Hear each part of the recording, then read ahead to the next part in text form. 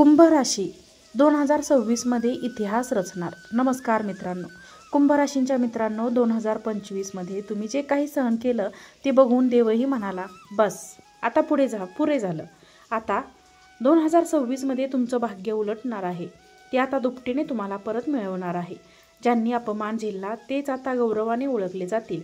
आणि मित्रांनो, आजचा व्हिडिओ फक्त कुंभ राशीवाल्यांसाठी शेवटपर्यंत नक्की पहा, कारण शेवटी मी सांगणार आहे तो एक अचूक उपाय 2026 मध्ये तुमचं भाग्य पूर्णपणे बदलून टाकेल। श्री स्वामी समर्थ। 2026 हे वर्ष कुंभ राशींसाठी कसे असेल? तुम्ही किती त्रास, किती दुःख झाले, तुम्ही इतका त्रस्त झाला 2025 मध्ये की भूतून भविष्यती भूतकाळ कधी घडले नाही आणि भविष्यात कधी घडणार नाही इतका त्रास पाहिला, इतकी बदनामी, इतका जास्त शारीरिक कष्ट, पैशांची अडचण, कामाचा अभाव, प्रत्येक प्रकारची साडेसाती तुम्हाला होती।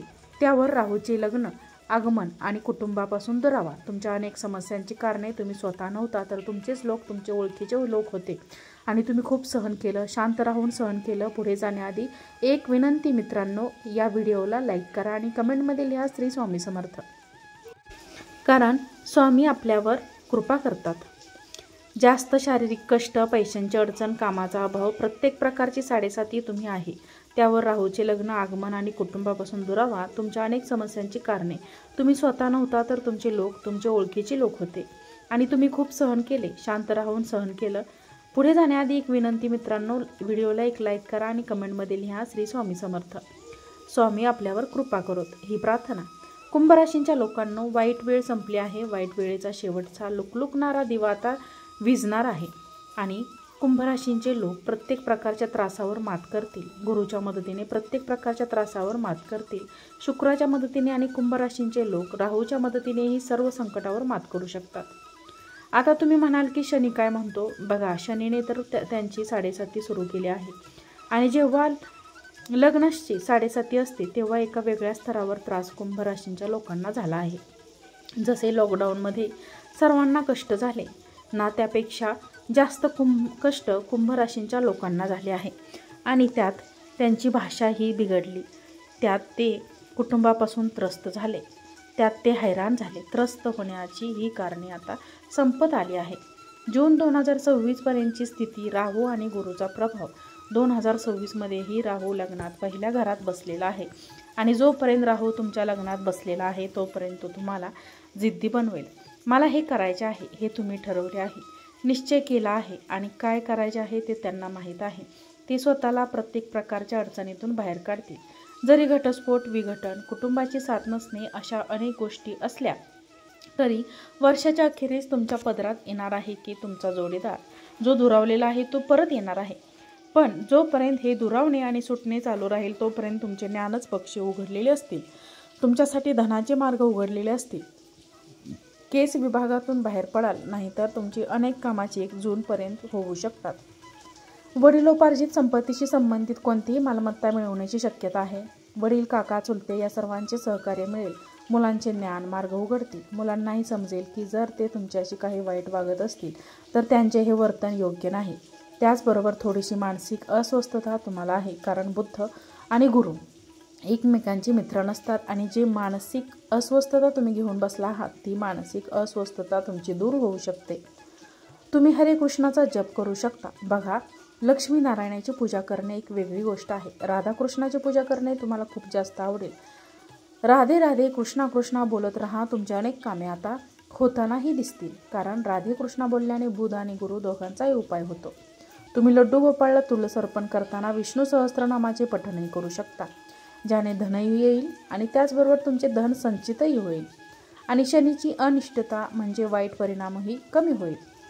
जर तुम्हाला हा माझा व्हिडिओ आत्तापर्यंत आवडला असेल तर कृपया चॅनलला सबस्क्राईब करा। बघा, आता जे लोक खूप दिवसांपासून संतान प्राप्तीची वाट पाहत होते त्यांच्यासाठी चांगली बातमी येईल। ही कहाणी तुमच्यासाठी जीवनपर्यंत राहील आणि ही कहाणी बदलेल। जेव्हा गुरु तुमच्या श्रेष्ठ भावात उच्चांच होतील, 6व्या घरात उच्चांच होतील।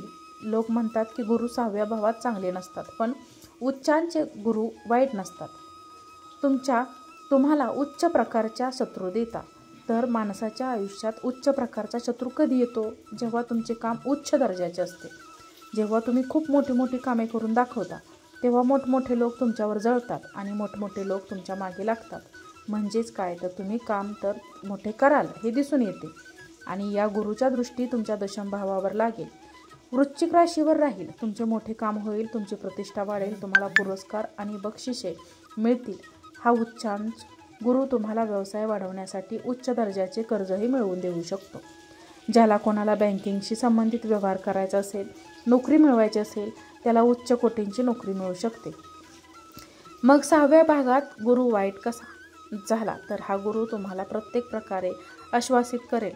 धनावर गुरुची दृष्टी आणि शनीचा प्रभाव याच गुरूंची नवदृष्टी धनभावावर राहील. त्यामुळे काय होईल, तिथे बसलेला शनी जो 7.5 लावून बसला आहे की माझा अपशब्द बोलायला लावतो किंवा जो कुटुंबात अस्वस्थता देतो, त्यावर गुरुची दृष्टी सगळं शांत करेल.